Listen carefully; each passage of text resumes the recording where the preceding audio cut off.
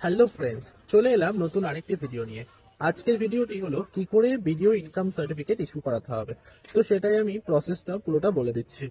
তো প্রথমে video income certificate বের করার জন্য আমাদেরকে নিজেদের নিকটবর্তী পঞ্চায়েত বা পৌরসভা থেকে একটা ইনকাম সার্টিফিকেট তুলতে হবে। তারপরে সেটা দিয়েই পশ্চিমবঙ্গ সরকারের ই ডিস্ট্রিক্ট পোর্টালে আবেদন করতে হবে ভিডিও ইনকাম সার্টিফিকেটের জন্য। এবার বলছি কি কি ডকুমেন্টস এর প্রয়োজন। পঞ্চায়েত ইনকাম সার্টিফিকেট তোলার জন্য মূলত আধার কার্ড বা ভোটার কার্ডের প্রয়োজন।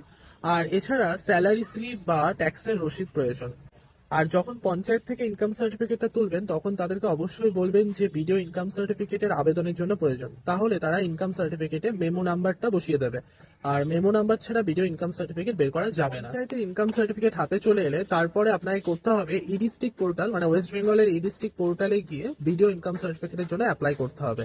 সেখানে মূলত আধার কার্ড আর যে পঞ্চায়েত থেকে ইনকাম সার্টিফিকেট পেয়েছেন সেটা আর এক কপি ছবি লাগবে, তাহলে আপনি ভিডিও ইনকাম সার্টিফিকেটের জন্য অ্যাপ্লাই করতে পারবেন এবং অ্যাপ্লাই করার 5 থেকে 6 দিনের মধ্যেই আবার সেটা ইস্যু হয়ে যায়।